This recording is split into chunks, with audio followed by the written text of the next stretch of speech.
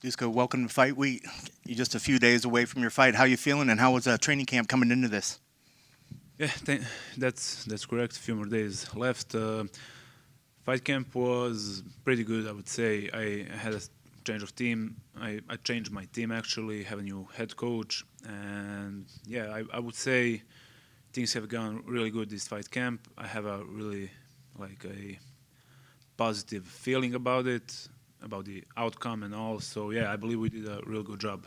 What was the catalyst for switching teams? Can you talk a little bit behind it and what the reason was, and what the who you're working with now? Yeah, I sort of lost my former team in the camp for my previous fight. So yeah, that was a bit of a chaotic time for me. But yeah, I switched to a new team, a new head coach Nemanja Milošević, and the team is Tardušan Silni. Also, in the meantime, I opened my own gym, Thunder Top Team. So yeah, things have sort of been moving like in a good way, in a good direction from my last fight. So yeah, I really feel like we did a very nice job in preparing for this fight, and yeah, I feel good. I feel positive going onward.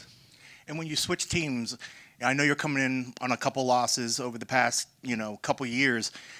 Do you Is the fight style ultimately what we've always seen from you, or do you feel that there's a new angle, there's a new twist, or was it just the preparation that was slightly different when you switched camps? I would say new people are the biggest change. Like now, I had Aleksandar Rakic for my training partner.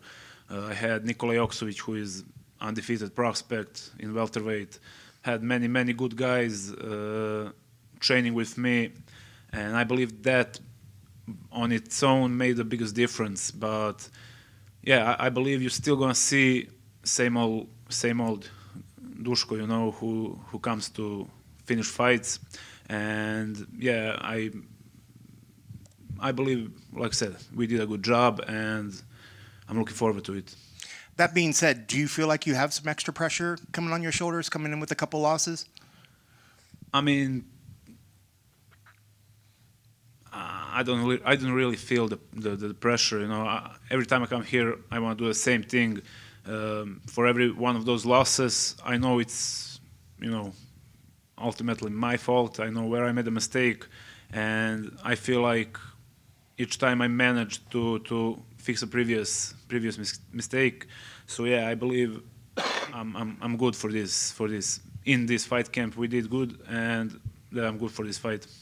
And obviously, the UFC respects your fight style. You're starting off the main card, so that's got to feel good. When you got the name Zachary Reese, what was your thoughts, and what do you know about him, and where is he dangerous?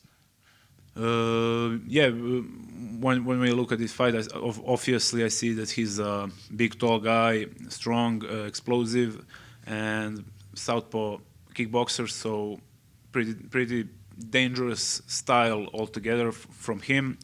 We've seen a couple of stuff that he likes to do that he believes in, and he really commits himself into them. Also, he has a good ground game. So yeah, I believe it's going to be a fun matchup stylistically, and for the I think fight fans are going to enjoy this one. And I'm sure you've seen this fight play out multiple ways in your head. What are your keys to the victory? What needs to happen to make sure that you get your arm raised on Saturday?